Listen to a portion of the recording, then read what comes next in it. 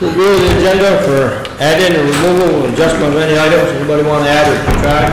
I'd like to add one item, and that is to discuss the costs associated with the wood that was installed around the power unit on Bridge Street, and to talk about that budget and how we would cover those costs. The power. Yeah. And could I make a request? I don't know if you all will agree that whatever we can move up and down on the agenda. I have a family emergency, a death in the family, and I need to leave really early tomorrow morning. So if I could scoot out earlier, I know executive session is going to be long and it's at the very end. So if there's anything we can move down and move that up. Which one's that you want to move in? Well, executive session, which is the last item, and always. You want to move it up? If we can move it up, if there's anything we can move down as we go through the evening, I would appreciate it, just because I have a ton of stuff to do before I leave tomorrow morning. It happened very suddenly. Public forum. Anybody here? These hands are all going up. Jerry? So the last meeting, you guys had to go around with something to do with the cement out in the front and the back. And it sounds to me like McClay is going to escape on this one again. And if we're going to pay him more money to correct the mistake, you guys are out of your trees. I did. Come up here so I can hear you. So, on top of everything else, Valerie sat there and was trying to explain why he wanted extra money. She said, she must have been talking to him because it doesn't sound like he talked to any of you guys, but trying to explain that his extra cost was because he put a lot of time in. Well, if you go all the way back in the beginning when we had the beam problem and this place sat in the rain for a long time, not being built, somebody made a mistake in the beams, which led to the mold problem that you guys spent $750 for experts to tell us how to fix that. But you didn't really listen to number one or number two explanation or the way to go about it. You sort of covered it up and hoping for the best that it's not going to ever affect us. Then the roof beam. I sat here when you guys said you wanted the place built like it was designed, like McClay designed it. The next morning they were up there putting cribbing up. And then McClay has the guts to say, or the gall, that it's probably stronger the way he built it. It was built the second time, which really doesn't say much for his first design. And now he's got something else going on. He's in hot water down in Moortown to boot. There's something going on with their vault. You guys could probably find out that on your own, but he's just sneaking around way too much, and it's costing us money. I'm tired of working, paying his bills that he's made mistakes on. That's it. That's mine.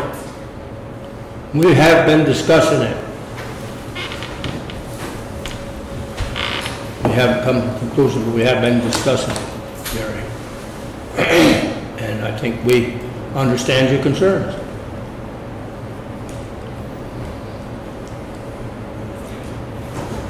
Next.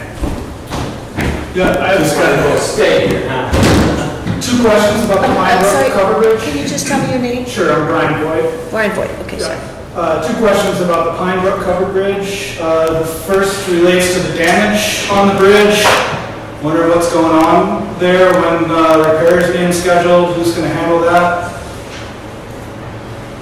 I don't think we know Kingsbury exactly. Construction is going to be doing that repair. The V-Trans Bridge Inspection Team and Committee have looked over and developed a recommendation for repairs that has been sent on to Kingsbury Construction. And Kingsbury Construction, a driver of theirs, is responsible for causing the damage, and they stepped up to take responsibility for it at no cost to the town. And so with them doing the repair, do we have control over how said repair is done and that it will meet the AOT standard? That's the understanding.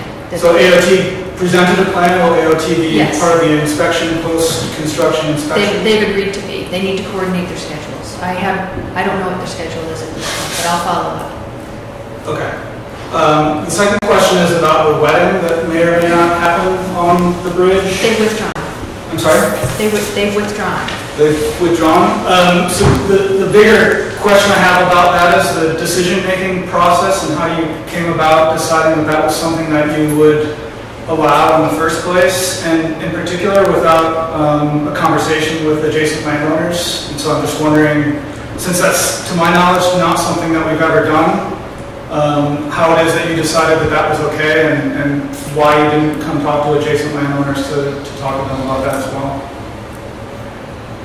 I recall asking them to reach out to the adjacent landowners to talk to them about the potential impact of citing or taking photographs and citing their part of their wedding ceremony by that covered bridge. Okay. We were concerned about that as well. No one talked to me.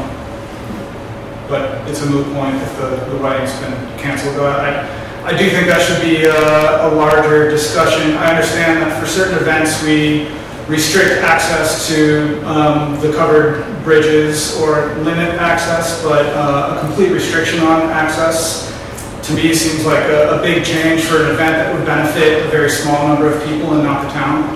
And I'd like you to take that into consideration in the future when we have those types of requests.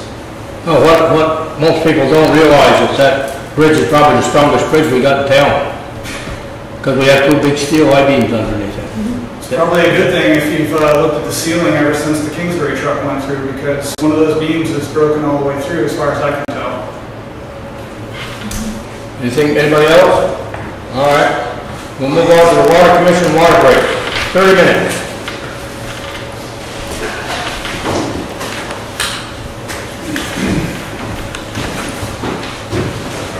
I'm good. I'm in trouble here. They don't listen to me. Some things are predictable. And Sal, young man. Who's the phone? Bill? I think Robin put together this quite comprehensive. There we go. Over this. So I take it you all have that in your pack? Mm-hmm. Go. Okay.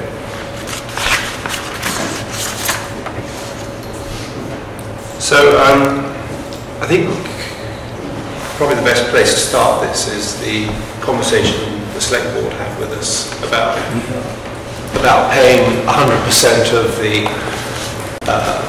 cost of the broken water main. When this was discussed at the Water Commission, the majority of the Water Commission didn't want to pay anything. And so we had this conversation about why they didn't want to pay anything. And we started going down the road of the fact that the water users had been paying for the town's fire suppression system for the last 4.5 years.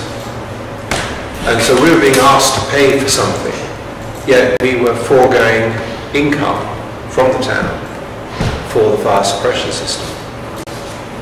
Effectively, our users have been paying not 100% of the cost of the water, but 150% of the cost, because there's been no income from the town for fire suppression.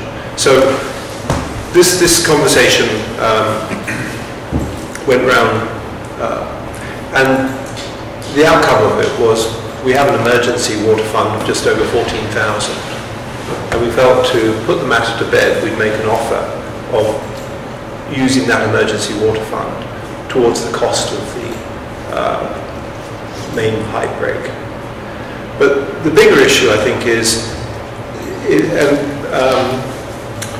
there was a letter in the Valley Reporter from Jim Boyland, and Jim said, well, you know, if the Water Commission is a utility, then the utility would have taken responsibility for the break. And the reality is, we're not a utility. We're just a committee within the town, committee underneath the Select Board. So we started looking at different ways that we could get a better understanding with the select board. First, I'm just going to go through the 4 different routes we could go. First of all, we could have a memorandum of understanding with the select board, whereby there was a clarity as to what the Water Commission's role was and what the responsibilities of the water users were. Secondly, we could do a more detailed, formalised ordinance, again with the same goal of clarifying whose responsibilities were for what parts of the system. And then we did some investigation into statute, and there were 2 statutes, Title 24. Robin, I don't think that we want to talk about 3 and 4 unless it's a warned meeting for that purpose, because that's a big change in the way things managed. This is a conversation. You haven't had a petition for that, so... The general public doesn't know what it's all about. Hopefully they're watching Mad River TV to learn tonight. But it comes back to Jim Moylan's letter in the Valley Reporter. And Jim said, if we're a water utility, then we should be taking responsibility for everything that happens. And it sort of brought up the question is, should we be a water utility? Should we be a waterworks, whereby the users have the right to vote for how that waterworks is run? Or should we be a fire district, where the townspeople within the fire district vote for how that's run? So I think what we're looking for is the authority and responsibility to run the water system and take responsibility for the outcomes of everything that happens to the water system. Well, if you were to change the method of how you run that, Robin, you'd have to go before because you'd have taxing abilities. That would have to go before the public at a public meeting. This board isn't going to allow taxing abilities to the Water Commission without the general public knowing that. And how much discount do you get on because you've got fire hydrants? Everyone in the water service area, I think within 1,000 or 500 feet? 1,000 feet. 1,000 feet is getting up to 15% discount. 1,000 feet of what? Of the fire hydrant. Yeah. Whether you have the water in your house or not. The rest of us won't get that. No, I realise that. So Paul, you really started this by saying the water. Sorry, let me start like that. The Select Board started this by saying you want the water users to pay 100% of the cost of the system. And that was a statement made before 2008. And now we've actually got a water system running. And we understand the full implications of the water system. I think it's time that we had a more formalised agreement as to what that statement means, rather than just a statement saying the water users should pay for the system. Or let me just add to that. One quick issue before you move on to something else, Bill. Your reference to the select board statement that the water users should pay 100% of the cost of the system. That, for the first time, I mean, I wasn't sure what exactly you were quoting, but you're quoting something that was said back almost 10 years ago, correct? Prior to the vote of the during the workup of this process. Yes. Just want to be clear about that. Thank you. There were, I think the letter refers to 2 statements. The construction and operations of the water system would be 100% paid for by the water users, and connecting to the water system in 2008 was on a voluntary basis. I'm not contesting what you're saying. I just wanted to set it in its proper time frame. And to put a little history in there that has to do with the fire protection aspects. If you look at what the cost of upgrading the system was compared to who's paying for it, so the users at that point were not informed that they would be paying not only for the water they get, but for the water access that the fire protection system needs. In other words, we currently, as water users or as a town full of water users, pay by the access. You pay for an ERU, or 2, or 5, or 10, depending on how much water you might need. And there's a lot of, I'll call it controversy over that approach, because there are people that might have a business, there's a couple in town that have signed up for water, and they're closed. Or we have some apartments that are empty. And those folks don't want to have to pay for water if they're not using it. But it's not the water that they're getting only that they're paying for. They're paying for the access to the water. So when you take a look at the cost of the fire protection in this town, it's a third of the debt load. Is that an accurate assessment? It's an accurate assessment. And it does not also include the water that's being used for flushing the hydrants, for filling the tanker, for providing for the eventual opportunity for a fire to occur within fire hose distance of your house. And that's a lot of water when that happens. When this fire suppressant component was added to this system, just want to, these are important to me, because we're probably going to come back to this at some point, if not tonight, sometime. But the fire suppression component, when it was added to the overall cost of the system, led to an increase of, well, not an increase of, but a value of 1/3 of the total cost of the system. About $1 million of the 3.214 million that's there. That's documentable, Bill? So the absolute number, John Kiernan from Phelps did originally do a spreadsheet. I can't find my copy of it, but I remember it was around $1 million. And we could get that number again, but it was fundamentally 3 components. Yeah.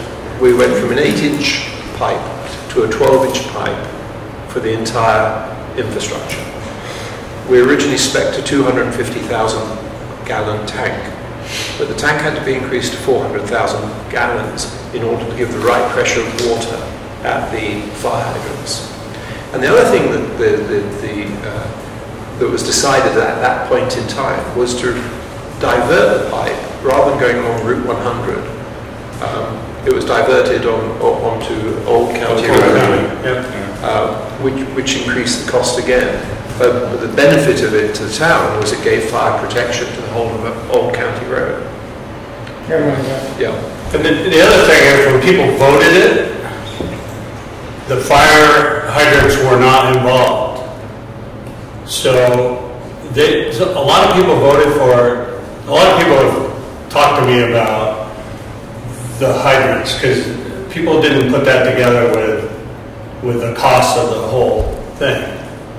And a lot of people went to the polls and voted, well, it's not going to hurt me any, it's not going to cost me anything to have this water system, because the users are going to pay 100% of it. So a lot of people voted it in because it was no expense to them.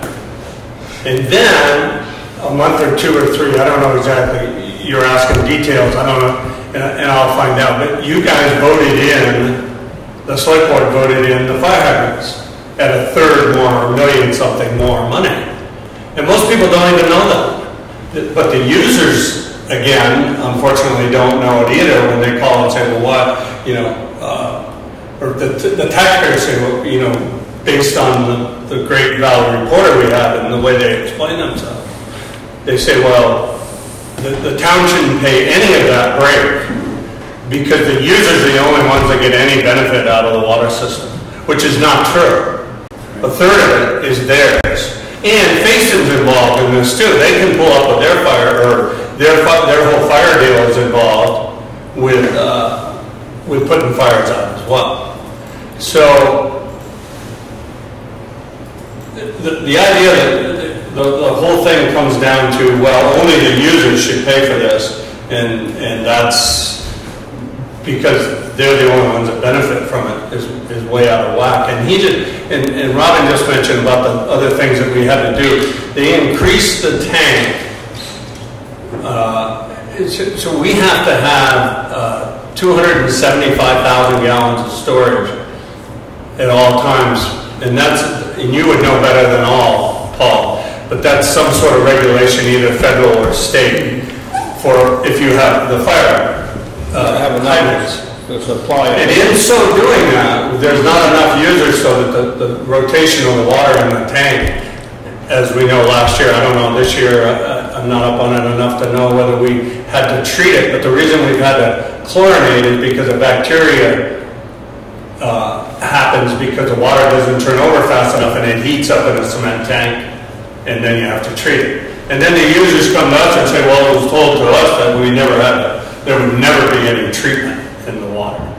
Well, never's a long time too. So there's a lot of things that happen after the vote that have come ahead with it. So as far as I'm concerned, me personally, being on a committee, but nothing I'd like better if it was taken away from the select board and whoever and put into a fire district or whatever, and let it be handled that way than to... Then you could tax everybody in town. Maybe a certain portion. Yeah. Why wouldn't you? If they're getting the fire hydrant. They're not getting the benefit of the discount. No, the fire district would only be the people who got the benefit. Right. Well, on the other hand, if somebody's outside the fire district and they call in for a fire and you say, well, we'd love to send a tanker, but we can't because it's filled with water from the fire district, that wouldn't go over too well. Or if we do, we're going to charge you extra. So there are examples in Vermont. It's all or nothing. Yeah, there are examples in Vermont. Norwich has a fire district. They have 321 homes within the fire district. And it works perfectly well. So it's not something to be feared. I mean, the townspeople in Norwich have a slightly higher tax for the district itself, but the water users also have a lower rate of cost because it's equalised. I think the conversation I'd love to have here is the water main break was a question of who's responsible for this. Is it the water users? Is it the town? This is not going to be the last time there's an event that affects the water system. We need more clarity as to responsibility and authority so that when additional catastrophes or maintenance issues, whatever, come up, there can be a clear precedent, clear procedure as to who's responsible. And I think going back to two statements made before 2008 about responsibilities doesn't really work very well. We have a full system, it's running well. I think it's time to take the agreement up a bit, whether it's a fire district, whether it's just a different ordinance. Was it the break that prompted this discussion? The request by the select board for the water users to pay 100% prompted. No, was it the break that has prompted the discussion that you guys are bringing to us, that we need to refine the operation of this system? I mean, I've heard 3 or 4 different ways that we might arrive at. I would say it definitely had impact on the discussion several ways, as you say. My question is whether the break prompted this. If the break had not happened, would we be here now talking about this? I think we would eventually get to it because I think the reality of the invisible user is there. Okay. Right? So a third of the cost of the system is a user that's not paying a penny, is being subsidized by all the people that are paying for the system. And that's not fair. So sooner or later, people won't put up with things that aren't fair. Yeah, I don't want to get on the fairness line just yet. I'm just trying to establish a timeline of thinking and events. Had the break not occurred, you probably would not be here now making the request. Well, I don't know about that. It had come up about and that's different than would you have been here? Yeah. I'm going to, well, maybe I should start somewhere else. Have the discussion of what I'll call a fair allotment of costs come up in the commission hearings. So there's 2 pieces to that for me. One is the fairness, and I've been saying this literally since I was on the select board, that it just didn't seem to me to be wrong that you had so much value to the entire community. You have the asset of the water system for the town forever, but it's being paid for by 100 people. You've got the value that it brings in fire protection, as we're talking about. That asset is being used to leverage borrowing.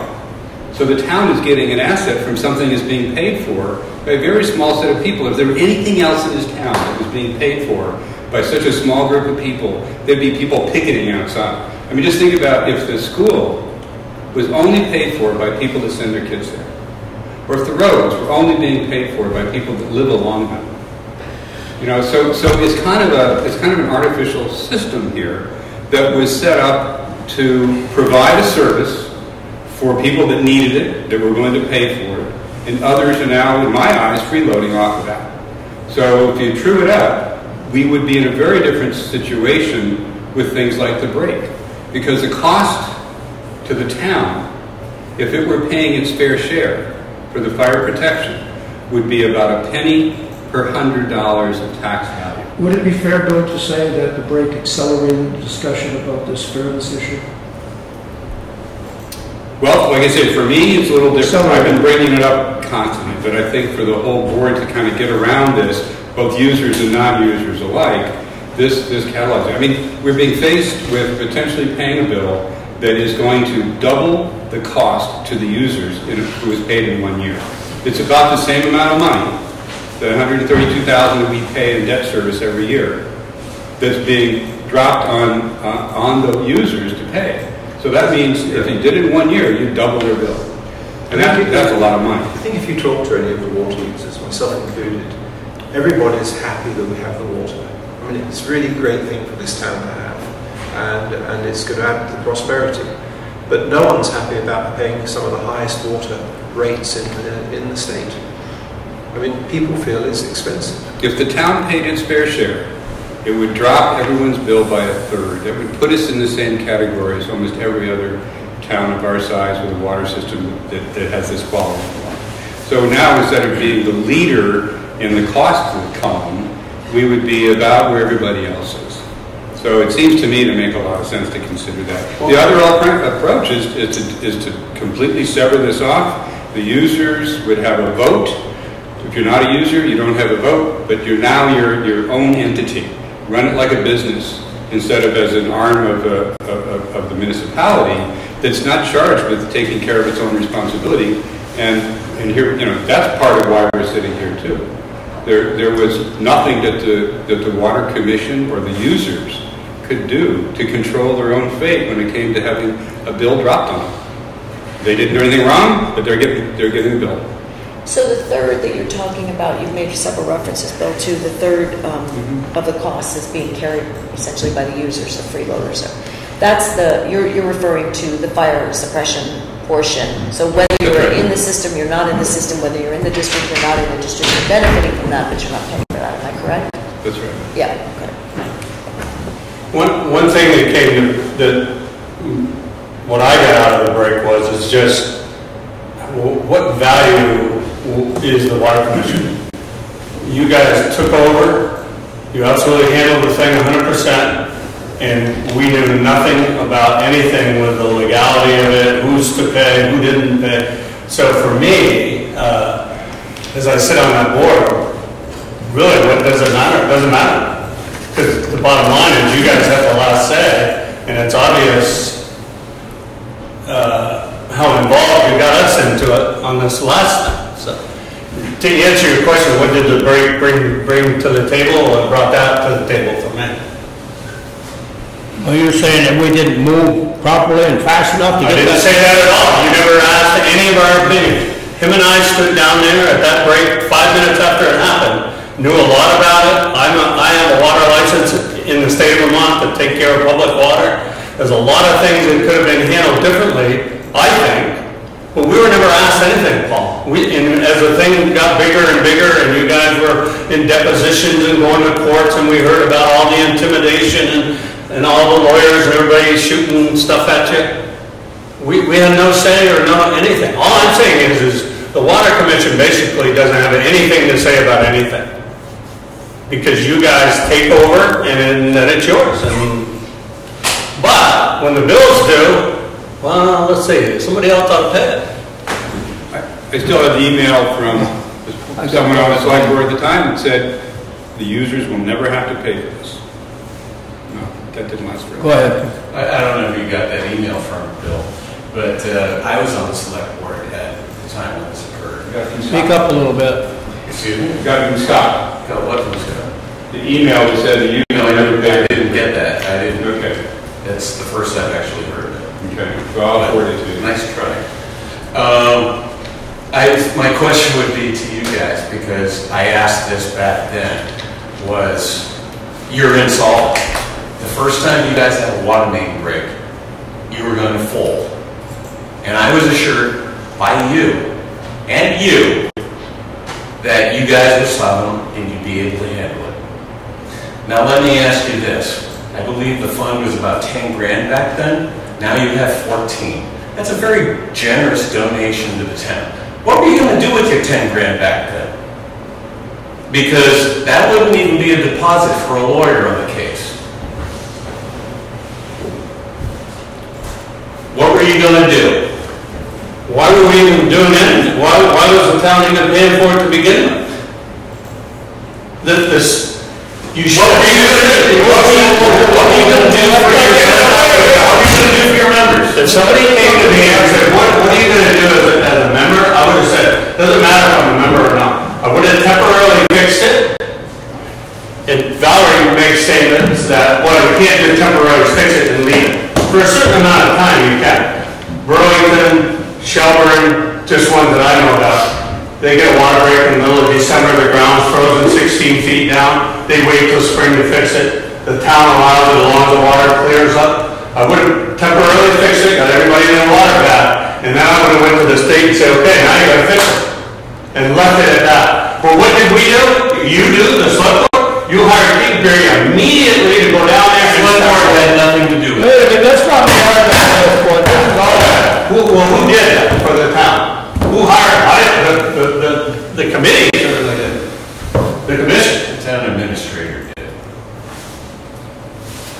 That's my point. And was there any bids done on that thing? Oh no, we had to do it immediately. It was an emergency. Not that fast. Let's not argue with the public. All right. Anybody? Those are all facts. Huh? Those are facts. Well, you don't need to argue back and forth here.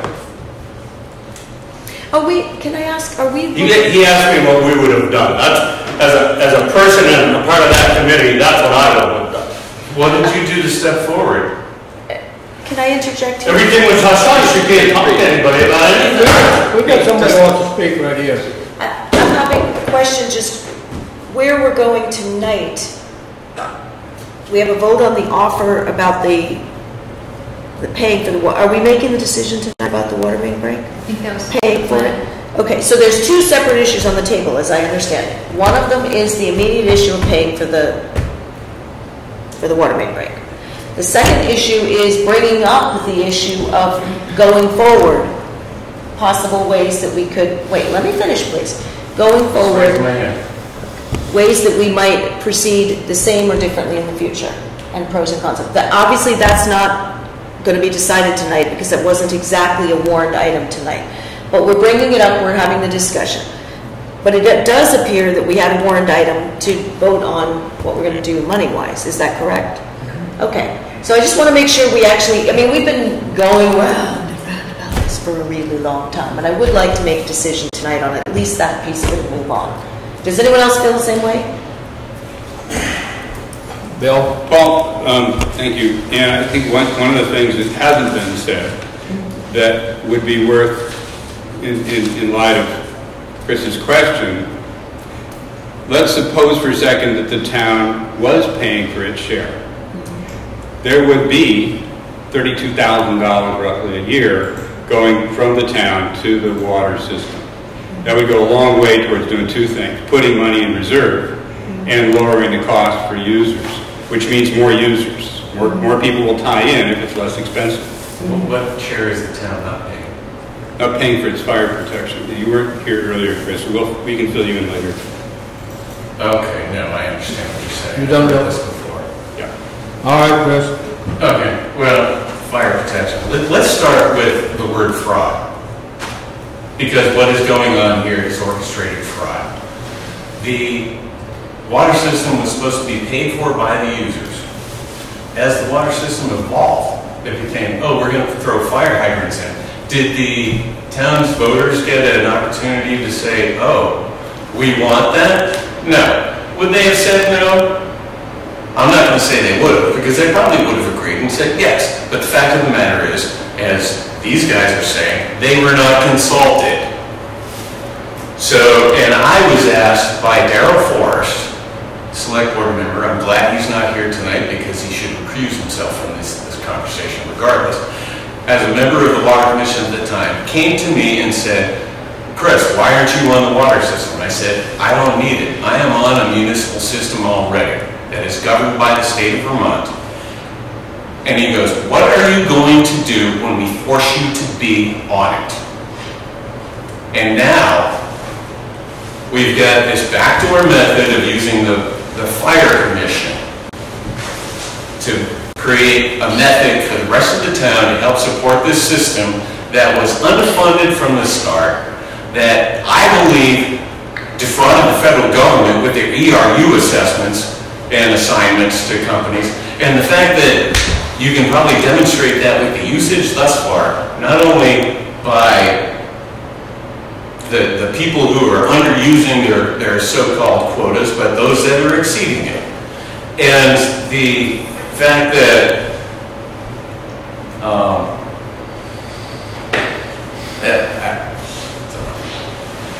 No, I'm wrong.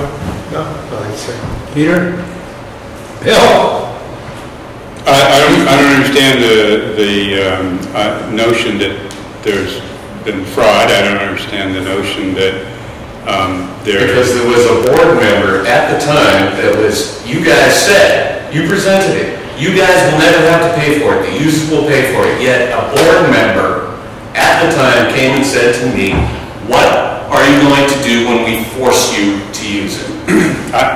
And here we are. That may in fact be, force us to pay for it. be true, Chris, but it's irrelevant in what we're doing, and it's irrelevant in the way the system has been run. It's irrelevant in the way that people have signed on to the system. It may be a personal issue you have with that individual, but it has nothing to do with I don't have personal issues here. Well, I've never heard that. I've never seen that anywhere in the document. That people were going to be forced to be on the system. Purely voluntary. But if you were here earlier, you would have also heard. But you do not deny the fact that you guys presented the fact that you guys would pay for it, and now you're looking for another method to claw money from the taxpayers. The taxpayers pay nothing, and they got the fire hydrants. So how is that fair? How many times have they been used? I got a guy over here. That costs $1,800,000. What it is? Does the fire station actually pay? Does the fire station pay a fee? Pays for the toilet. It pays for the sink in the kitchen. Yeah. But who pays for that? Who doesn't pay our gallon fee? Who pays for the 33% of the tanker? It does. You got a guy over here on the street. I just want to take a step back from this and ask what either the commission or the select board or together you've done to make sure that something like this doesn't happen again. In my mind, it seems to have been a completely avoidable issue. I'm a guy that works with maps and surveying all the time, so I have a special place in my heart for that kind of level of detail. But it seems to me that if the one piece of information we're lacking to move forward and not have these concerns is valid engineered drawings of where the water system is, that needs to be a priority. And frankly, I don't care who pays for it. I think having these constant arguments about things that shouldn't have to happen is very destructive to the town.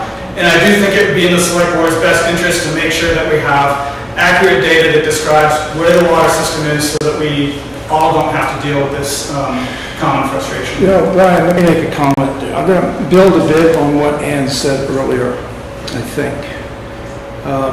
A lot of this discussion, I think, is something that is going to be the subject of future discussions. It's not going to be tonight's discussion. We're not going to resolve it tonight.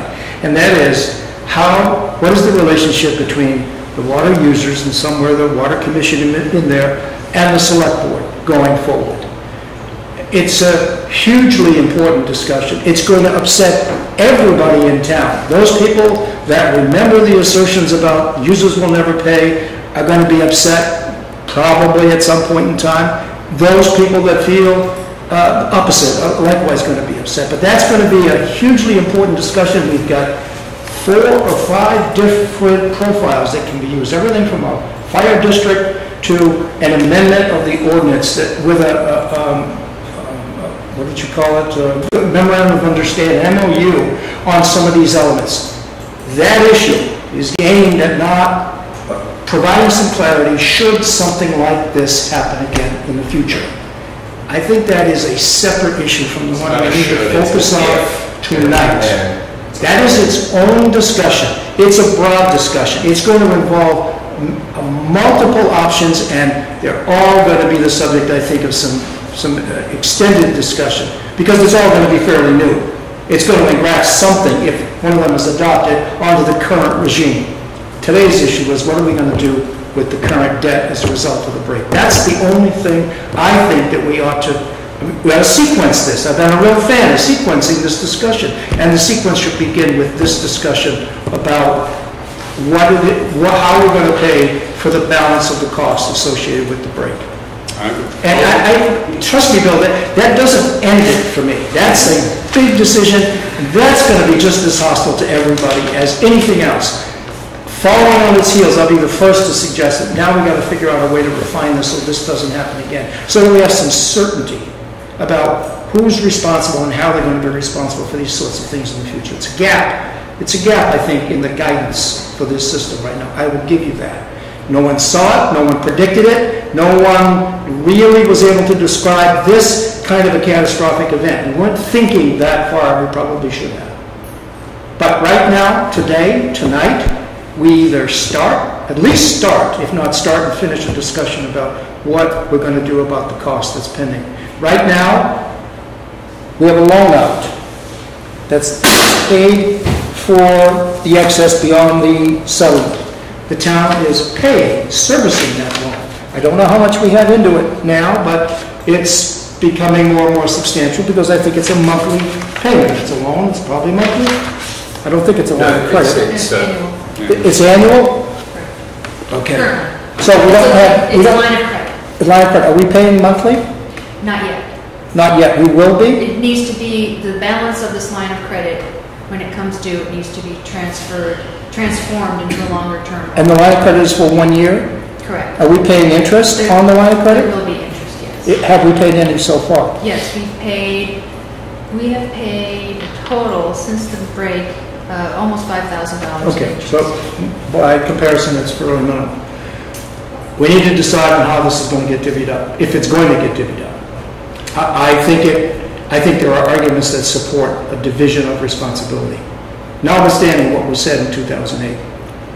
Now, where that dividing line is, it seems to me ought to be tonight's debate. So is there an answer to my question about whether or not we have a set of engineering drawings? We have a full comprehensive set of engineering drawings. We do. And the... As-built. Sorry? As-built.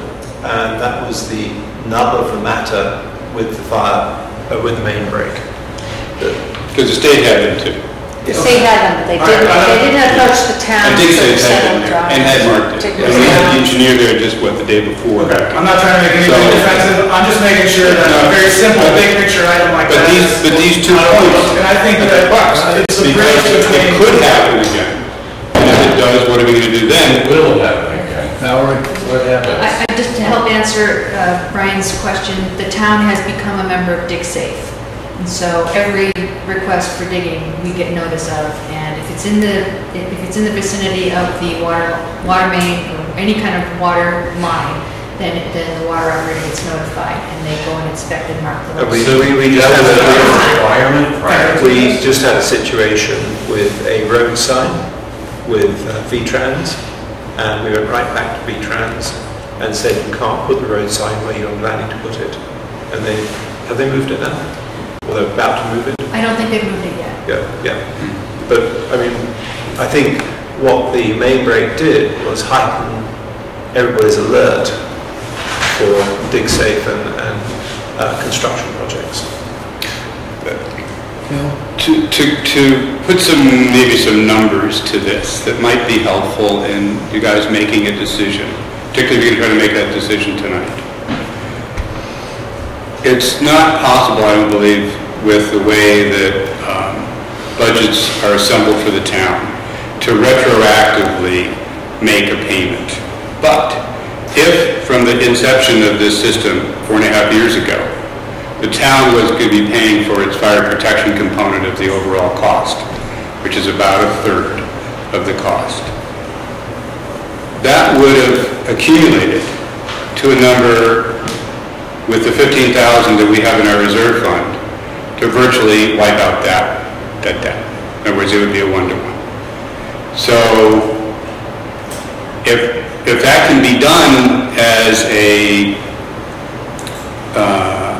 balance adjustment, as a accounting correction, if it can be done officially, great. But if not, then I think the message to the taxpayers through the board is that, maybe the water system should have had some money coming from the town this whole time, and it didn't.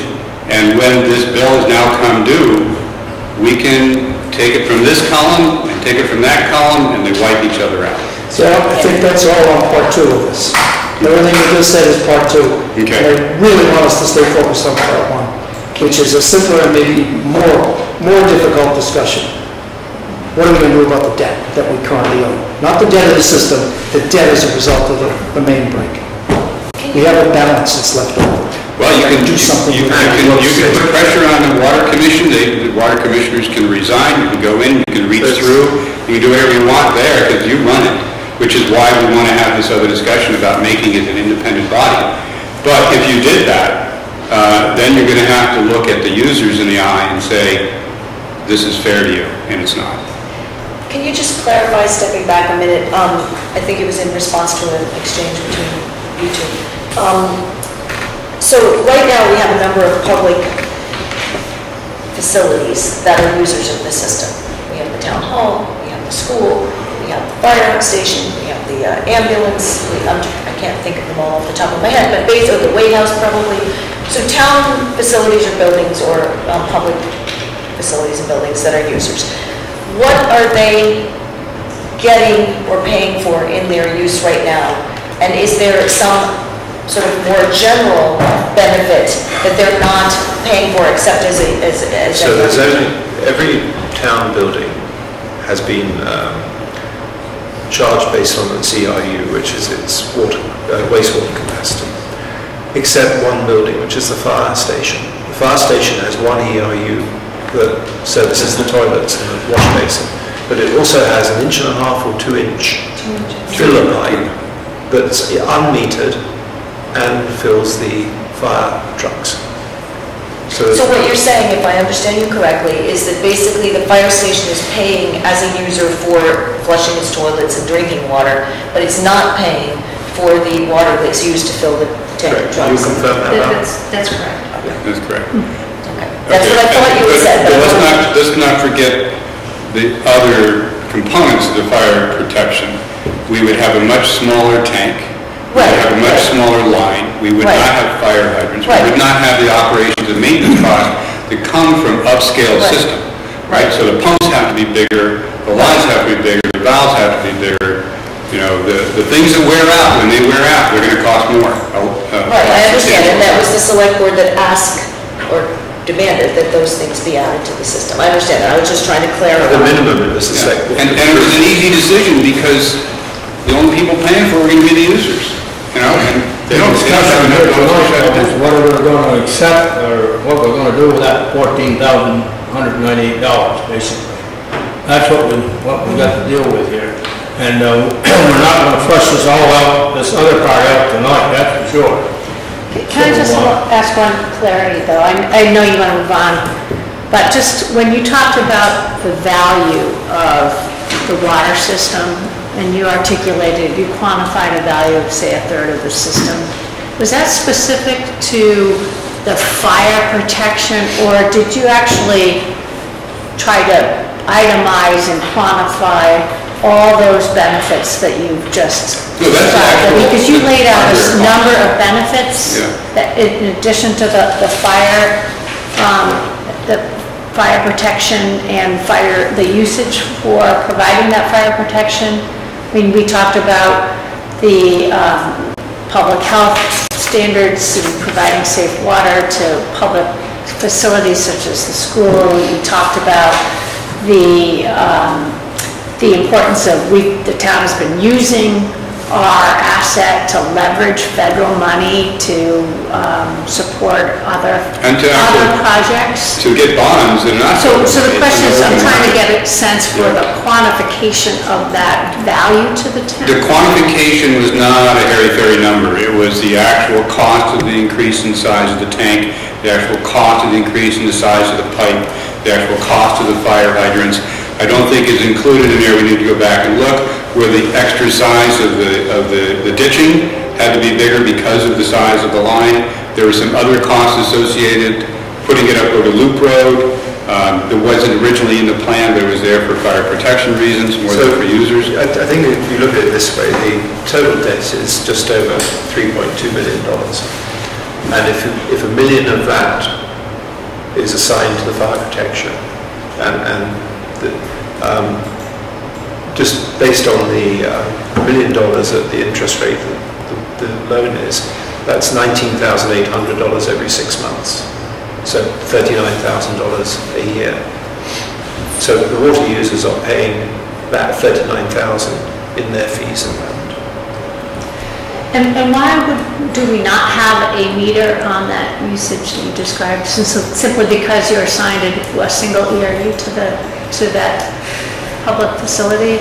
Or you haven't gotten around to trying to determine? Oh, we might as well put a meter on every fire hydrant too. We might as well, put a meter on.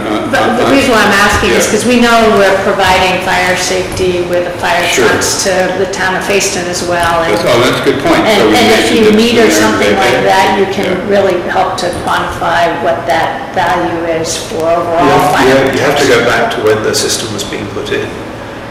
There were so many. This was a $7.5 million project in a town that has a budget of $1.5 million. It was an immense project, and not every decision could be made correctly. The main thing was to make sure there was a 2-inch pipe to fill the tanker, to make sure the town had the water to put the fires out. That was the priority that we had. So I'm not sure why we didn't get a meter at the time. So what is the proper fee that the fire department should be paying for a 2-inch pipe? Well, how many ERUs does that equate to? So every other user is being assessed by what their wastewater permit allows, and if they go over that amount, then they pay by the gallon. Right? Every user, including the people you think are getting too much water. So what is your position on a situation where all of the town benefits, but only a few people pay? I don't know, what is the position of a few people benefit exponentially compared to others? So how do you feel that the fire... you asked me a question. Okay, you didn't answer my question. So I did answer his question. No, you answered with a question, that's not answering. Yeah, right. We're trying to get off of the warm subject here, which is to vote on the resolution as to whether I think the users need we're going to accept the $14,000 some odd dollars or not. This other could be another agenda at another time. We could argue this thing all night long, we're not going to get anywhere, we're not going to get all the business done. So once deal with that, we'll have a special meeting if that's what you want, and we'll just deal with that. But I don't think that we want to get into this anymore of how we're going to administrate these things. Well, if I could just preface before we move to a vote, this has been as we all know, a really difficult challenge for all of us. We've continued the discussion from prior select boards into this current select board, wrestling with it with interested folks and members of the committees, and I think all that has been helpful, but it has been incredibly trying for all of us. It was a really difficult period when we were working with the parties involved related to that break as well. And I recall at the time, one of our concerns in trying to determine how to best pay for it is to understand how we don't want to necessarily drive businesses away from the opportunity of having them become future customers. We don't want to drive away families that may be moving to this area and but for the cost of service may look elsewhere. I think that the economic value of having a safe and healthy water system, I think, is important for our economy, and yet we're grappling with the unfortunate situation of trying to figure out how to most fairly and as transparent as possible. We know that there's a struggle there. Of how to move forward with a decision that resulted in a significant burden on the part of the town to meet that obligation under that settlement. And so trying to figure out how not to create a greater economic burden on this part of the town, I think, is important for us to weigh in and figure out how to move forward. We approached you all with the challenge of how to help us come to a place in time where we can share some of that cost. And in recognition that we didn't necessarily want to drive the system to bankruptcy because of the economic impact that would cause. So I only wanted to set that to kind of as we delve back into the history to bring us to present, to where we are currently, understanding that the struggle that we're facing is trying to arrive at a decision in the realities that we're facing to ensure that we're moving forward and as a means to at least provide the most cost-effective way possible. I think, and I've thought about this issue, the first in the sequence of two, today's issue, every day. And honestly, there isn't a single day when I walk, this is what I think about. It's how in the world we're going to get through this, because if we get through it along the lines of what I've tentatively figured out in my own head, we're going to make everybody in town upset. Everyone is going to be angry. Both sides. Nobody's going to walk away from this happy from what I can see. That's a given. But the elements that I try to think about, beyond all of that, is in 2008 there were assurances that the users were going to pay for the entire system. They get a more direct and obvious benefit because they get the use of the water. And so that leans toward the users paying for the break. That's where that leans. On the other side, there's an indirect benefit because it is a town asset. You've mentioned a couple of things. It's leverage for whenever we borrow money. There's indirect. It's hard to place a value. You can't monetize an indirect value, but there's some value. The town that has the system is the town that's better equipped for what? The future, for the present, for the new business that comes in, for the little development that goes in. There is a town benefit. It's a town asset. And the other thing is that when this was all being put together, no one was contemplating a catastrophic event like this. So we never saw this. We never really put that in one column or the other. And the final issue is that there is a more palpable ability, a more palpable monetization of the benefit of fire suppression. Again, this is getting more air now than it ever has before. It's been anecdotal until today, or until recently. All of that leans in favor of not solely the users paying for all of this. This is what I think about every single day. It doesn't seem like a whole lot, but it tears me up because I can't quite make my way through it. But those are the competing elements that I have in my head. And I think that what we need to do is find a financial division here. And we do the best we can. There's going to be some guesswork baked into this. Hopefully these elements are important to others other than to me. I don't know exactly what that division is, but I can't say it's not what you put on the table. I would say that. Chris? I think Sal just made some really good points there, and none of which is less than the fact that this project and this conversation would not be happening today if we weren't told when we supported the project that we wouldn't all have to pay for it. If the question was shaped differently back then, we might still be sitting here today. I don't know, but the fact of the matter is, I do know how it was sold. I do know that I was told when the fire protection system went down, my insurance rates would be dropping. My insurance rates have not dropped. The only people that benefited from this entire thing, disproportionately, are the users. What was the conversation when you guys voted in how it would be paid for?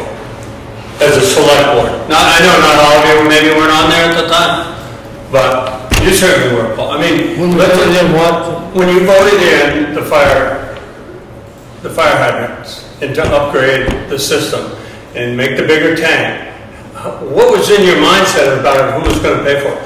The sound refers back to 2008 when it was voted in and all the users were going to pay. That's exactly right. But the fire came after.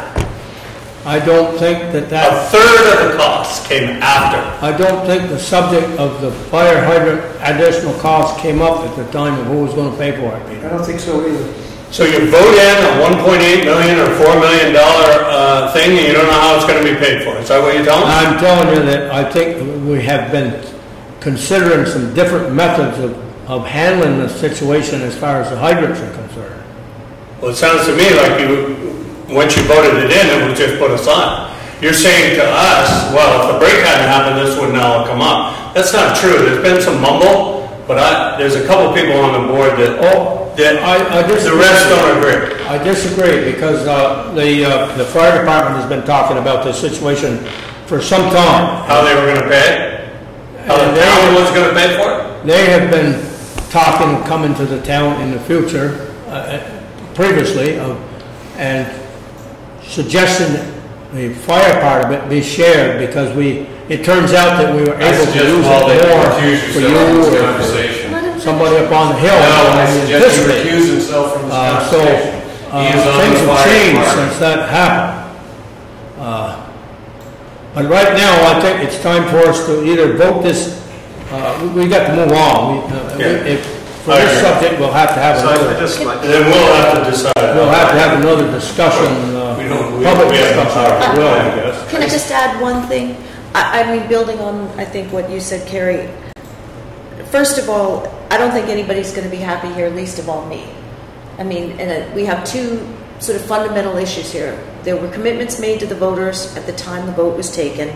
We need to honor those commitments. And then there are also completely unanticipated, perhaps should have been anticipated. I sympathize with you, Brian. It's hard for me to imagine, that we weren't prepared for the unimaginable, but it happens.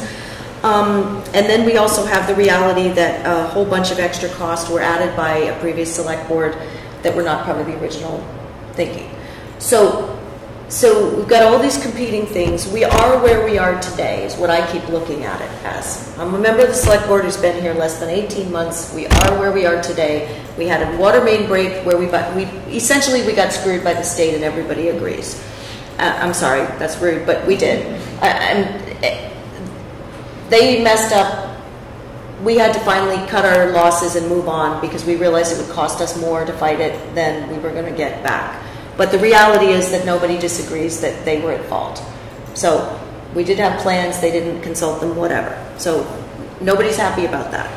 Second problem is as you said, nobody's going to be happy. I mean, I'm not a user of the system. I'm not happy to have to pay. On the other hand, I also don't think it's reasonable or fair that it should fall entirely on the users of the system when we have a situation that was not at all within what could have been or should have been anticipated in terms of normal maintenance and emergency operations and all the rest that you've been saving money for. That makes, so that, and the reality is that we have this third element, which is a significant amount of benefit that's going, and I don't even mean this sort of difficult to quantify benefit in terms of getting grants and sort of the attractiveness of the town for new development and all. I'm talking about the literal benefit to all of us in terms of fire suppression, to all of our public buildings as well as private buildings that we're not currently paying for as town taxpayers.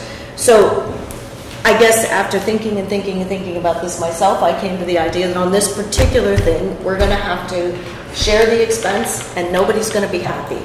But I also want to make sure that in doing so, making the decision on this particular issue, that we think ahead, number one, so we don't get ourselves into this kind of situation again. We anticipate the things that weren't anticipated in the past, and it sounds like dig safe and some other pieces are part of that. And that we straighten out lines of authority, which is, I think, what you guys were starting to allude to tonight. And I don't want it to be a conversation that goes on for years and years and years. I think we could, in a future meeting or two, be able to iron out some reasonable expectations for, who's going to be managing and taking responsibility for these things again in the future.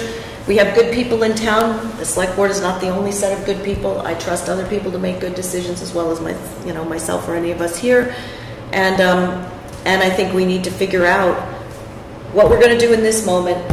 And nobody's going to be happy, least of all me in this moment, and what we're going to do going forward so that we hopefully don't have this situation again. And if we do, we have a better ability to deal with it when it happens. And sense of accountability and who's responsible and how the decisions should be made and who should represent, us collectively or the users in any proceeding. So I think that's. Let me make a suggestion for tonight. Make a suggestion for tonight. I'm not going to support what you offer. In other words, I will not, if asked, to make the motion to accept it. But we ask you to come up with a number, to come back to us. That's how we got here. That's phase one of the two-phase approach here, focusing only on phase one, the money, this debt. We asked you to come with a number in mind, with some settlement formula or a number. You've done that. I can only speak for myself. I'm rejecting that number. But I'm not saying that there isn't one, or at least a percentage split.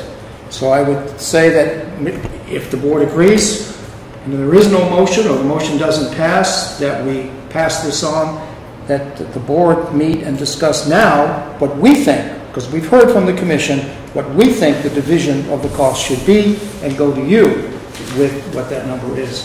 And if there's other elements that can be added to it to ease the pain, if you will, we will try to figure that out too as part of our proposal. Well, that moves it off tonight. It acknowledges that you did the work we asked you to do, and it puts it back in our court and gives us some time to meet on this, presumably next time we meet. I think at some point you got to tell the taxpayers that the users are paying a third of that bill should be the taxpayers. And all that's come up tonight is how much money it's going to cost. Well, if everybody had paid their fair share from the beginning when they voted this in, and like Chris said, it never went in front of the town for a vote. It was right here around this table, not this one or whatever one we're on. That could easily be part of the discussion that leads us to... I understand that, but what I'm saying is, I agree to disagree. So I think we've got to get to yes on this. We've got to get some sort of solution and move on. Mm-hmm. So I personally think Sal's direction is a good direction, because I don't think the board yet understands what the balance is that they're looking for. Okay, I'm not necessarily agreeing that if they came back, we would pay more than the $14,000. But first of all, you've got to get to the point of how do you divide that up? How much is it? How much is what? 130,000. 125 something. The remaining, the balance on the loan is $81,000, almost $82,000. Yeah. There's also $33,000 that the general fund paid for the total expense, outstanding expense of $115,000. So that's the number we're doing. So let the select board get their act together now, and then let's meet again. Because the one question is, how much does the select board want the water commission to pay? And the second question is, how does that get paid? And I think that moves us on to part two. And I don't want you, no one should go away thinking that this wasn't useful, because I think the analysis that no doubt we're going to undertake, the discussion that will occur, is going to hopefully weave a lot of this information into that discussion. And by the way, I don't see any basis for this being an executive session. It will be open, just like tonight. So in terms of taxpayers watching us as we proceed through this quagmire, they will be able to watch us. I think this total discussion will have to be at a separate meeting with just that discussion, and maybe the public getting involved also, because it's a bigger discussion right here. Well, it's two quick things. You just actually endorsed more of the same with your statement that you just made, but also in support of what Ann was saying earlier, understanding our future is understanding our past. Valerie said that we are now a member of DigSafe. That happened post this incident? It did. How is that possible? How is that not a requirement of the federal grant or the state or the permitting and all of that? How is that did not happen until after this incident? It just didn't. It was not a requirement of anybody. And municipalities are not required. When the town did it before that, they didn't have to go to Dixon? When the town they didn't go to Dixon? One at a time, please. What was that? When the town employees went out with their tractor and dug wherever, they didn't have to go to Dixon? The town does call DigSafe whenever it does excavation. I think the difference is the town wasn't being notified whenever DigSafe was in town doing a monitoring. Specifically regarding the water. Right, but why weren't they on the call list? We are not. I know, but why weren't we then? That It just strikes me It as... was a progression of things. It was a lack of awareness. How is it then, I hate going backwards with this, but I will ask one question. How is it then that we had, the line was actually marked in blue paint? Because To me, that seems like a DigSafe, evidence of DigSafe having been Because a outside. different person in V-Trans, in a different division of V-Trans, reached out to our water operator and asked that the line be marked. And Okay. they met together out about several months before this event happened. The markings were still on the ground. That was not a DigSafe function. Not specifically. DigSafe, the company. Correct. DigSafe, the requirement. Okay. And That was on a separate project. And the subcontractor for V-Trans on that particular project did not contact the town to ask where the water line is located. They are highly recommended to do that. Contractors contact DigSafe. Actually, the state have an engineer there that eyeballed from one hydrant to another and said that's where the line goes. And the line doesn't go from hydrant to hydrant. Well, that's not DigSafe. It doesn't, because the hydrants never are on top of the line. So it was a common error. We never made, the town never made. It was, I don't think well, we don't need to go town there. maybe. Okay, so I guess my conclusion in my mind is now you come back to us with how much you think we should pay. We gave to you with a number that you don't like. That's now the you next get- step. I think that's the next step. And I don't want anyone to get the impression we're just kicking the can down the road. I don't want to do that. Nobody wants to do it. This is not a can. You want to make a decision and get done with it, no matter what the outfall. So we do intend to get to this. Tonight's meeting was important. I would suggest to Paul that it be on our next agenda item so that we have a discussion about what it is, what our expectations are. And last but not least for me is, what I understand is that you, as a select board, can make the water pay it all if you so see fit. So basically, we really, the water, the committee and the users don't have anything to say. You are the last say in this thing. Is that true or not?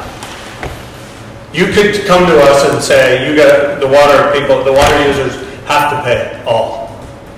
I think... Not saying you're going to do that, but I mean, think that's where we're at in the alignment, right? I think if you're talking about the line of authority, that's probably correct. Yeah.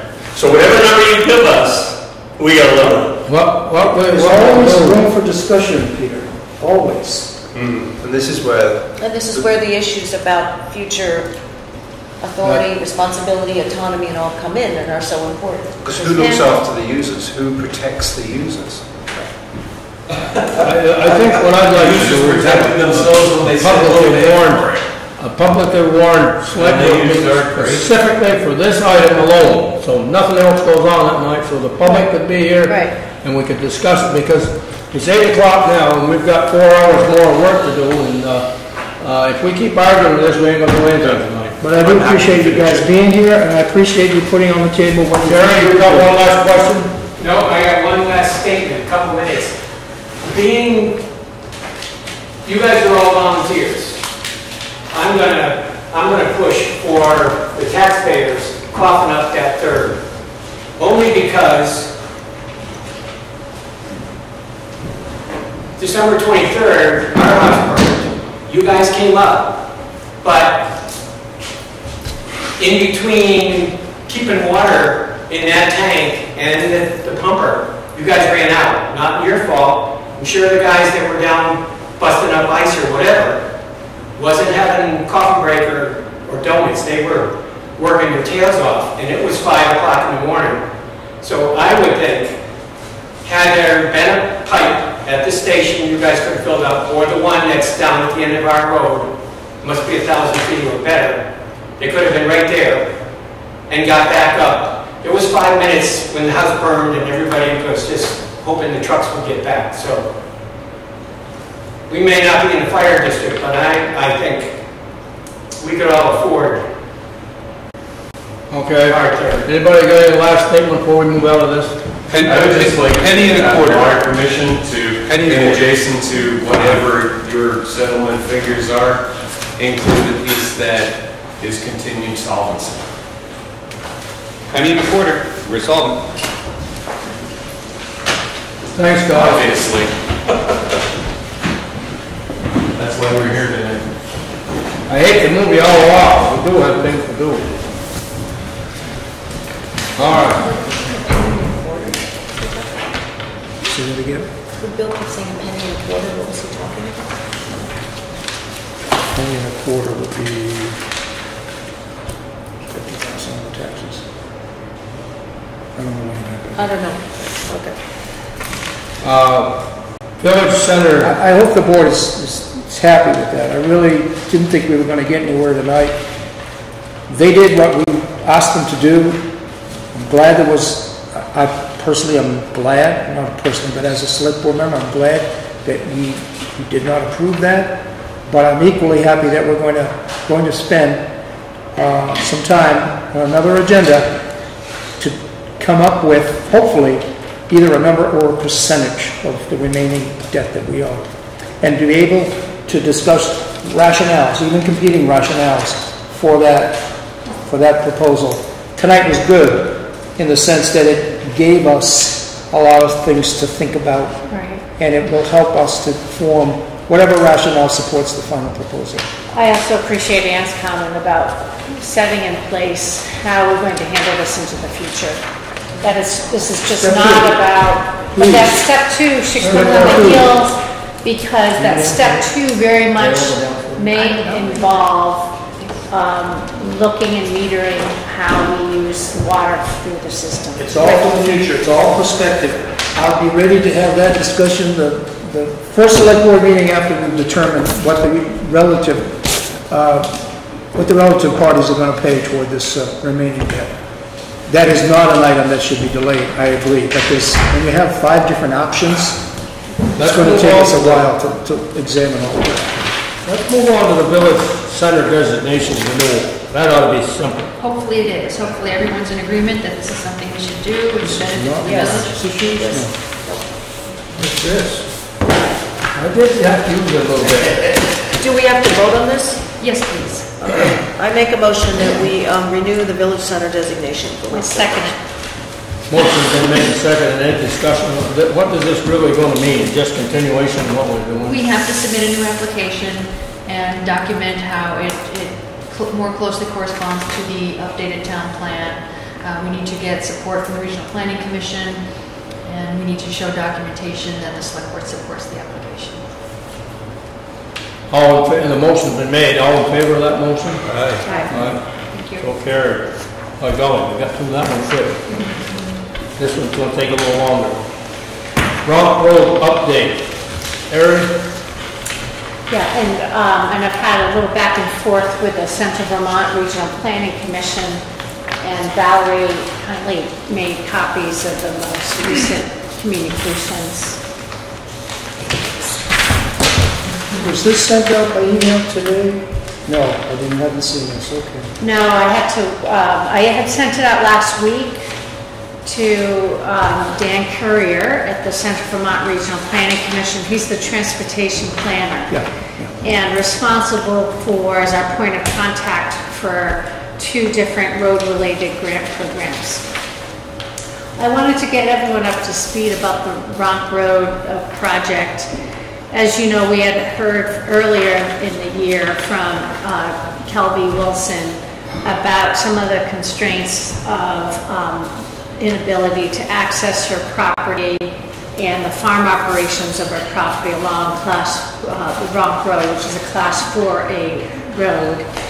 We had since then, back in August 10th, I believe, we had a visit to Ronk Road and walked it, and accompanying Kelby and Paul and I was Jim Ryan, who's with the Vermont Department of Environmental Conservation. He's the Municipal Roads Program Coordinator, and he evaluated Ronk Road and basically characterized it into 3 sections. All 3 would not meet these the draft standards that will be part of the soon-to-be-released Municipal Roads General Permit. And his evaluation suggested ways in which we can move those 3 sections into compliance. This trip report, I think all of you have had a chance to look at it, evaluated the problems of those 3 sections and how we want to move forward. Now, there are 2 grant programs that we're looking into that can help meet not only this particular road access needs, but other potential projects. You may be aware that a new Grants and Aid, Municipal Road Grants and Aid pilot project will provide funding through the Regional Planning Commission to support the implementation of these best practices that are associated with that soon-to-be-released Municipal Roads General Permit. Our job is to pick which road section or sections we want to apply those best practices. This was one candidate, but I think our general feeling from talking with Paul would be to use that pilot Grants and Aid program at another road segment or segments in the town. Where specifically, we've been talking about maybe Palmer Hill Road. And so one of the additional questions I posed to Dan Courier was how to schedule a site visit for Palmer Hill Road as a potential candidate for that Grants and Aid pilot project. Now, coming back to this road, initially, as you may know, Valerie had met with Dan Courier thinking that maybe Ronk Road would be a candidate for that pilot project. But we discovered that there's an additional grant program. It's one-time money that is going through the Regional Planning Commission, targeting Class 4 roads specifically. And the interest about this particular grant program, managed through the Lake Champlain Basin program to the Central Vermont Regional Planning Commission, is to create a series of case studies and a workshop to help, materials to help train other municipalities on how to address chronic or acute problems associated with Class 4 roads.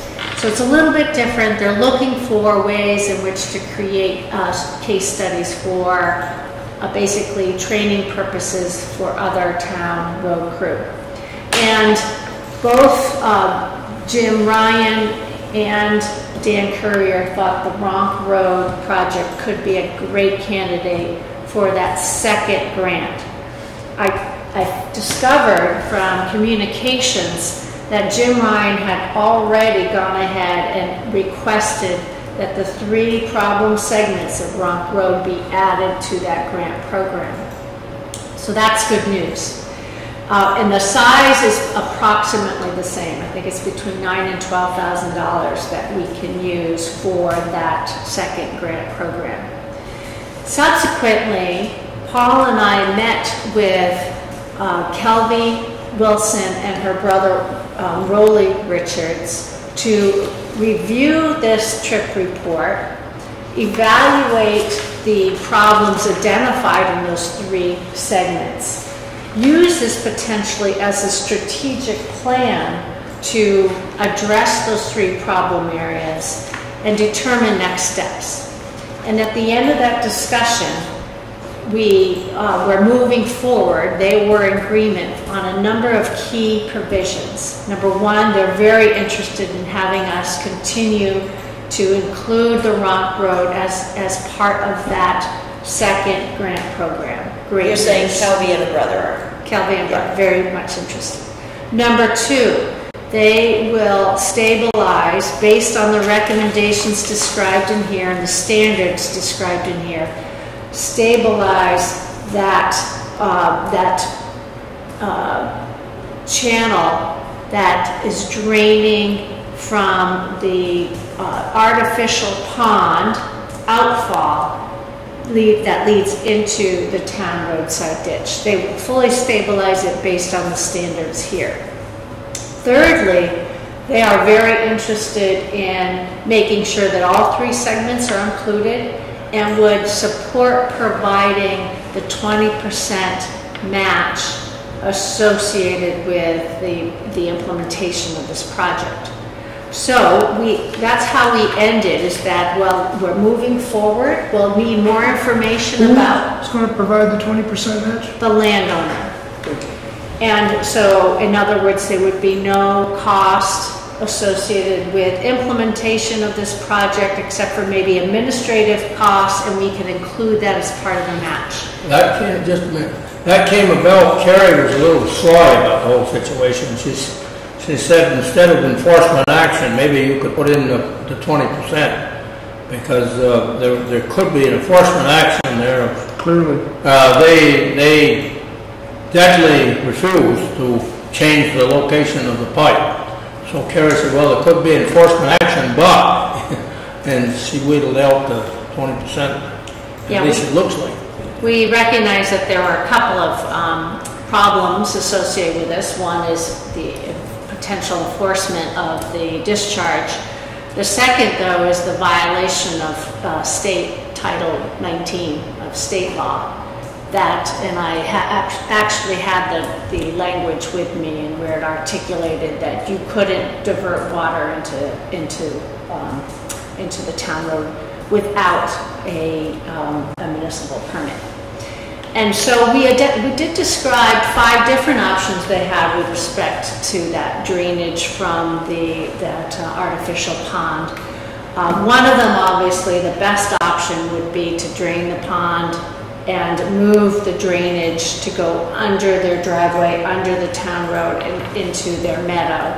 We also talked about another option, draining it the other direction into their other meadow. But what we were referring to as the second best option would be to apply the standards described in here to stabilize that ditch, address the head elevation of that pond, and to forever maintain that drainage ditch to ensure that there would be no further impact that's causing or contributing to the gullying that we see along Rock Road. So the good news is we're still in communication with Central Vermont, the Regional Planning Commission. I posed a number of questions when they said that they're giving an estimate of what that costs are. We're putting a budget together. They'll determine the timeline of when they can move forward, and then they'll help us determine to what extent we could potentially manage this as a contract. They certainly would like to evaluate our procurement agreements, our procurement process, so that they can ensure that it's consistent with the federal procurement policies. So that's where we are now. In my mind, it's good news, because we're moving together in a collaborative way to arrive at a solution where everyone is going to be better off. The town, certainly with stable roadside ditches, the state, the Regional Planning Commission, who's the grant manager, to help develop their case studies for other towns in managing Class 4 road problems, the landowner to ensure access to their properties moving forward, and certainly the public, because we'll have improved water quality and a continued stabilization of the town infrastructure.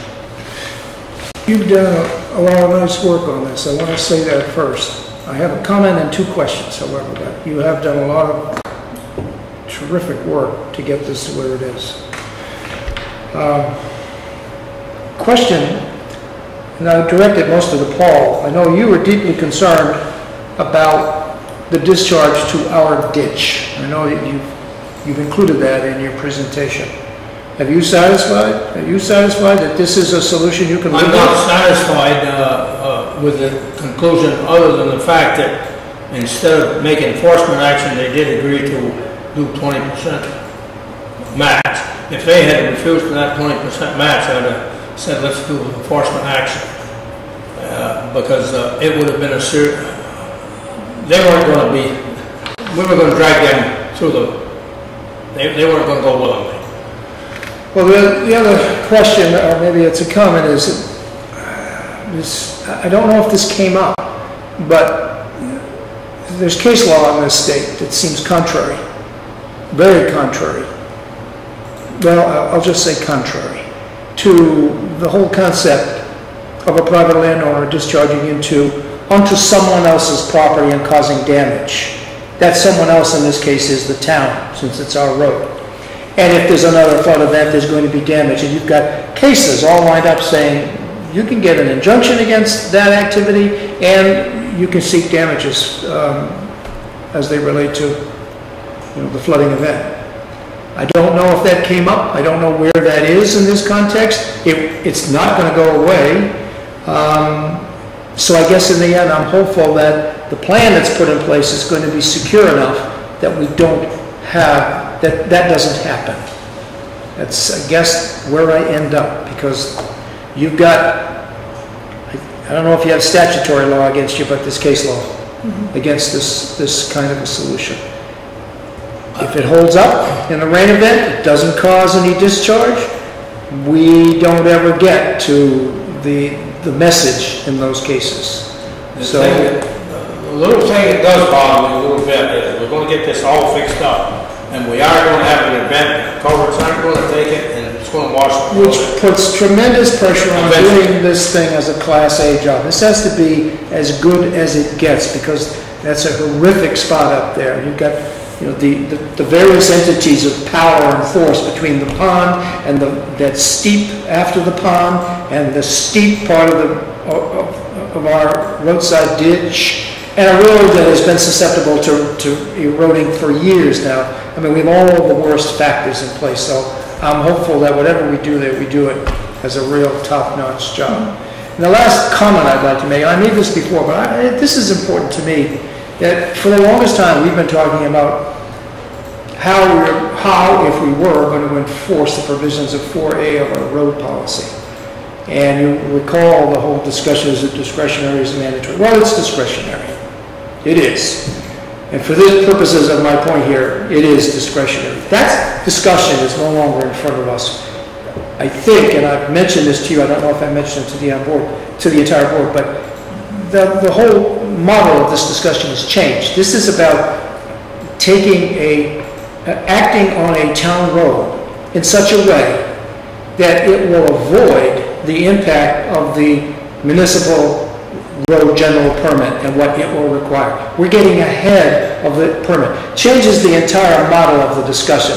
No longer 4A in our road policy and what, if anything, we're going to do or expect or deal we can work out. And instead says this isn't on us any longer. This is what the general permit is going to say, and we have the benefit of some available money to ease the pain for everybody, and that is now the new directive, that general permit, which is imminent. Yes. Am I right about that? Yes, yes. The municipal road general permit, however, in its application to Class 4 roads, is really targeted at where you have gullying. The gullying itself means that water is concentrated in that ditch itself, which can undermine your entire road. Right. So it certainly is in the interest of the landowner to see stable gullies and to stabilize that drainage that's coming into that ditch, because it could potentially undermine the whole integrity of the town road, which is their access point. And but unlike the municipal road general permit to other classes of roads, this only applies to the gullying. Our class 2 and 3 roads will need to follow those other additional standards. I understand. The upside, though, is exactly what you point out, in that the actions we take today not only will be funded by their sources, but we can count them towards compliance with that municipal roads general permit when it is released. And so that means in the future, when we conduct our inventories, we can point to those road segments that we have treated and are now compliant with that municipal road. So it helps us as we become early adopters. It helps us because it helps to reduce those costs over the long run. Well, my hat is off to you, and I shouldn't leave Paul out of this because he was up there with, accompanying you, I think, on at least one of these visits. So on both of them. Hats off to both of you. I think it's a terrific piece of work. I shouldn't leave Kelvin Richards out of it as well. It sounds like you were willing to find a middle ground and to work on a cooperative agreement here. And so I appreciate her effort in this as well. I think we've got to be aware in the future, especially the house built up there, that they're going to be coming to us and want more maintenance. So we got to be cognizant of that. Yeah. Because we aren't doing that in other places. Right. And there was just that undercurrent there, right there. I just want to also note that the project itself, in this phase, does not address the 2 stream crossings. There's, as you may know, there's a bridge and a large rusted pipe, which is called a boiler pipe culvert. And I discovered from talking with the State River engineers that those boilerplate culverts date back to 1880s. And they don't move, but you see them occasionally. It's kind of interesting historically. But this phase of the project does not address those crossings, nor does the municipal road general permit require us to address those crossings until such time that those bridges fail and fail substantially. Then we would need to have another discussion. But I see that as some future So those 2 crossings are not on the not part of this project. Okay. I did made the suggestion of putting the road around the brooks, and that didn't go over well at all. They didn't want to change the character of the countryside. And they indicated that when we replaced them, they wanted them heavy enough to hold log trucks and all that. And I said, we aren't required to do that. I said, that road is a 5,000 pound to the maximum. Well, how are we going to get the gas trucks up there? And I said, well, that isn't really our problem. So I could see that they're going to dig in their heels yet when we do I mentioned the Skidder Bridge, and that didn't go over too great either. But that is something that we can put off for some time, I think. So can I just ask 2 questions? Because yes, fabulous work. Thank you, Carrie. So originally we were talking about them buying several culverts and our going to put them in. Is that something completely different? Is that still part of this? That is still part of the project. I believe that they had delivered a check. I hope we haven't done anything with that check yet because we don't know what the actual size of one of those culverts will be. When we visited that site with Jim Ryan and determined that we need a pipe that's going to be large enough and long enough to bring the water into as a turnout into that side field. I just don't know what those actual costs are. So part of this would be to do an actual budget. That's the second of the 3 segments of that road. And according to the Central Vermont Regional Planning Commission, those costs should be eligible as part of that second grant program. So will the check that they've already given count toward their 20%, or is it the 20% plus the check? No, the check would count toward that. Including the check. And then the second thing is, You didn't get an answer of whether we could contract that out yet, did you? No, I haven't gotten that yet. Because our crew doesn't have time to do that. Right. Not in the other roads, I'm sure. so, and the second part of my question was just in terms of who's going to monitor and oversee, sort of manage this project and make sure that everything is done correctly at each stage of the process. Do we know who that is yet? Or is Well, that certainly the Central Vermont Regional Planning Commission Transportation Planner who's managing this grant is ensuring he'll be doing before and after site visits, taking photographs, documenting it, and creating those materials for their training programs that they envision to enable other municipalities to understand how to best stabilize gullying Class 4 roads and what your options are. So that's why this particular project is conducive for that second grant, because there's some significant interest in ensuring the success of that project. Mm-hmm. And in terms of from the funder. And in terms of what you said, Paul, I think it's important to remember, it kind of relates to our earlier conversation, there are plenty of roads, including the one that I lived on for years, that are private roads where, you know, a lot of the homeowners in town live on private roads and they pay for everything, as we have done year after year. So, you know, if they have to do exactly what the rest of us have to do, bring the road up to town standards before the town takes over, you know, we're not, I think that's something important to remember. Separate from this issue, if there are future building and construction on there, it doesn't suddenly become a public road just because they want to expand their use of their farm. Any more than building another house on Spring Hill makes it a public road, you know. Didn't we already buy some culverts for up there? That's what we were just talking about, that check that we haven't. But we bought the culverts, the town bought the culverts, right? Yeah, the town bought the Yeah, I So why didn't you cash the check? Well, I don't know if that's the right culvert size, it just has to be part of the project. We got the check, we got the culverts. Some pretty culverts over there right now. They haven't been there very long. But I don't think those culverts are there. They may be, but I don't think so. We need to make sure we have the right size, length culvert in particular, so I don't know to what extent that was envisioned when they first purchased the culvert, because I know Jim Ryan wanted to make sure that it was long enough to meet the turnout drainage that's envisioned for that second segment of that road. Now, getting to what Ann had said, I had dug up some language that we might want to consider to add to our curb cut standards to ensure that problems like this do not occur in the future.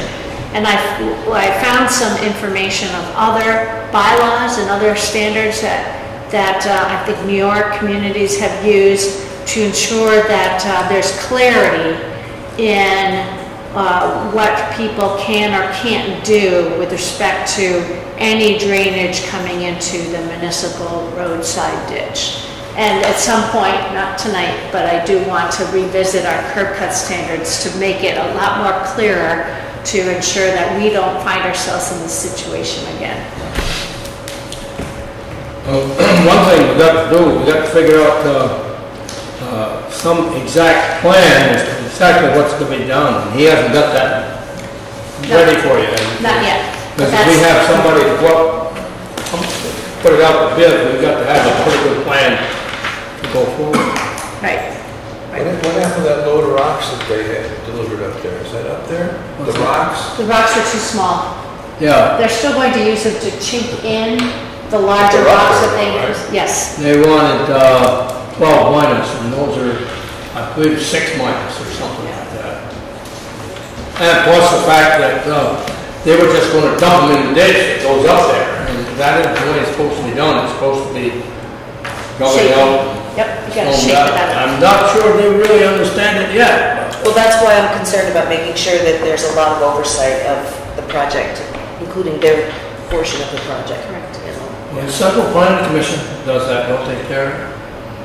Yeah, they'll certainly be interested in the Class 4 road part with respect to what happens on the landowner. I think that's something we need to specify as part of this project as Well, well. what we need to do is move on getting all these figures together so we can put it out to bid soon, because it's September now, and if we don't get those culverts in, the road's gonna be gone again. Right. Okay. Hopefully I'll be able to get in touch You know, it with won't this. handle the water. Oh. You're It's right. something that has to be done, and then, You're right. you know, we got a month, 6 weeks to max to Right. get this thing done. Great. Okay.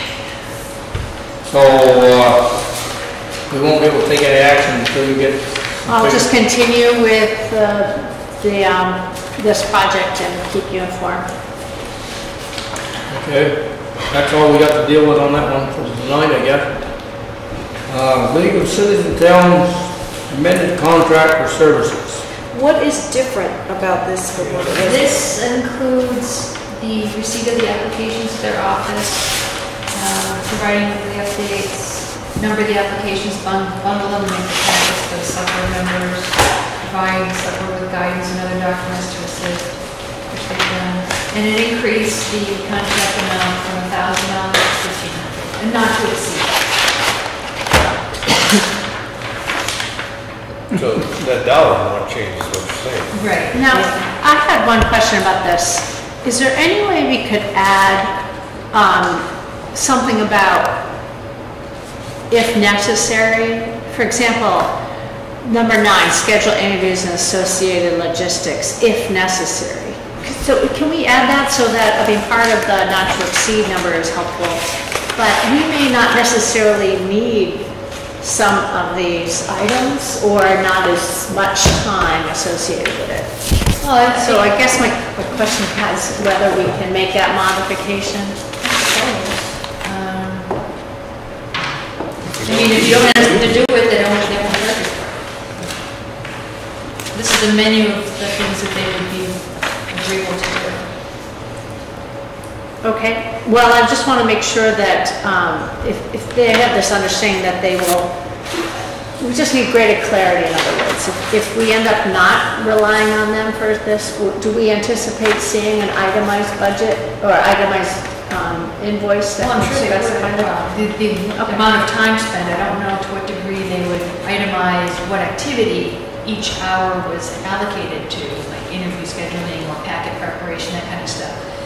Probably total hours that they've put into their effort. Well, it sounds like we've already, before they've even got a contract, we've already done 1, 2, 3, 4, 5, 6. 7. I don't know about a timeline, I haven't seen anything, but I'm not sure. That was in the prior meeting. Okay. All right, so we're up to 8 at this point. No, we've done 8 in our packets. We have all the Okay, questions. all right, so we're up to 9 then. But 9, I don't know to what extent, well, we can have a discussion about this later, but I just don't know. Well, Right, and like 10, we might need 9, but we might not need 10, I mean, yes. Management and personnel assistance, number 13 is kind of general. They're not gonna do any background checks until we tell them to do background checks. Right. I see we've got a bundle in here already. We've got to decide whether we want to go further or whether we want to deal with just those. Yes. And if the Assume that there'd be more coming in. Well, perhaps the answer might be, the league agrees to provide the following assistance as requested, right there. Correct. And then, as requested by the select board. But again, I just want to be able to flag that some of these might not necessarily, you know, we need to, may not necessarily occur. Yeah, yeah, we don't want them going ahead and doing. If you could say, if it. as requested, or something like necessary and I've already requested. written it down as requested. Do you just modify it? I just wrote that. Okay. So we're gonna sign that one the way it is? As requested or if requested? Other than I can reprint, well, it's only in PDF, I don't have a Word version, so I just hand wrote it in. If requested. But we're yeah. gonna sign that one if we approve it, right? that's the, yeah. I think if we say if requested, which is what you just corrected it to, I think that gets to what. It gets all. Yeah, so if we just change the as to if, we can probably sign it right there. Okay. Thank you. Thank you. You got them there, same as this. That's yours, though, you gotta sign that. Yeah, I'll change the as to if. Okay. Now we're good. No, you don't have to sign that. We need a motion on that, though, right? Do we need a motion? I would think we need a motion. I'll make a motion to accept with the changes we just mentioned. I'll second.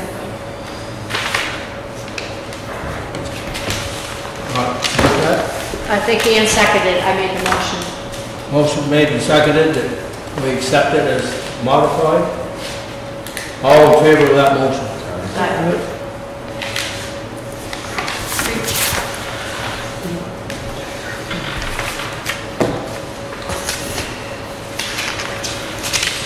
Regarding the minutes, as I noted in my report, they're still draft and not available for review just yet.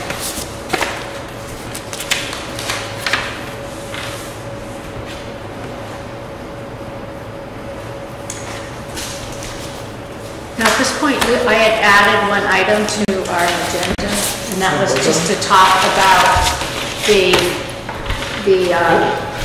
payments for enclosing that power unit on the covered bridge or Bridge Street with wood. I think we benefited by having some volunteer labor, but there was some materials associated with that. I think somewhere in the order of $400 or $500. $423. $423, and maybe I'm looking at you for clarity, but I think there was some general understanding from the people that conducted the work itself that they would voluntarily, on their own time and sweat equity, cover the labor, but we're expecting that the town would cover the cost of the materials. We received the invoices. Right, and so I wanted to just ensure that I received calls from I the people assumed that... we paid them long ago, is that not the case? Well, one question, I don't know that if they're in the warrants because, maybe they are, I haven't had a chance to check yet, but one question was whether that would be paid out of the Bridge Street Enhancement Fund, the brick fund. Right, and there was this expectation, I think, on the part of the people doing the labor that it wouldn't be out of that volunteer fund. It was part of, it was a bill coming to the town to do that to do that labor. Well, if the select board is agreeable to that, as we can note that in the minutes, and then those invoices can be paid without having been. Are you referring to the panel on this That's side? wooden, you remember they put a nice roof over it? Yeah, it's not finished, it's not totally enclosed? That's finished, but they submitted an invoice They and paid they for the anticipated. We're not talking about work that needs to be done, you're talking about paying. It's already completed. Oh, all right. And it was their understanding, I think, that the Okay. town would pay for those materials. I They guess- would handle the labor. I guess it makes, I mean, I just assumed we'd paid them long ago. So, and I don't think I'm happy for it to come out of the town funds. It's a tiny amount of money and, Small amount for Yeah. $20. yeah. That's my understanding too. Okay. Minutes note that there was consensus. Bill's going around. Yes, I think there was consensus. Was there not? Yes. Anybody disagree? Does anyone mind skipping over select board roundtable right now and jumping to executive and maybe coming back to that?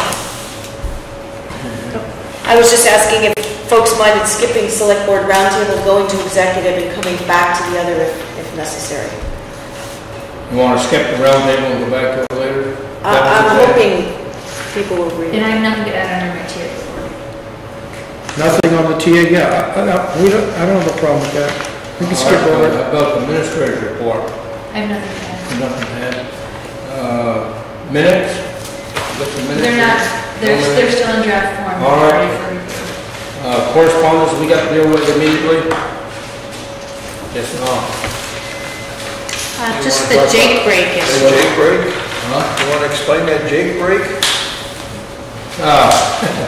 There are some persons I noticed that were asking for us to have an ordinance on jake brakes. And what people don't understand that is the federal government regulation for trucks these days. And there is a switch to shut them off, but they're all on the brakes and not on the truck. And if the town ever issued a warrant and went to court, they'd lose, because it's safety. And I understand why people don't like that noise, but I don't like motorcycles either.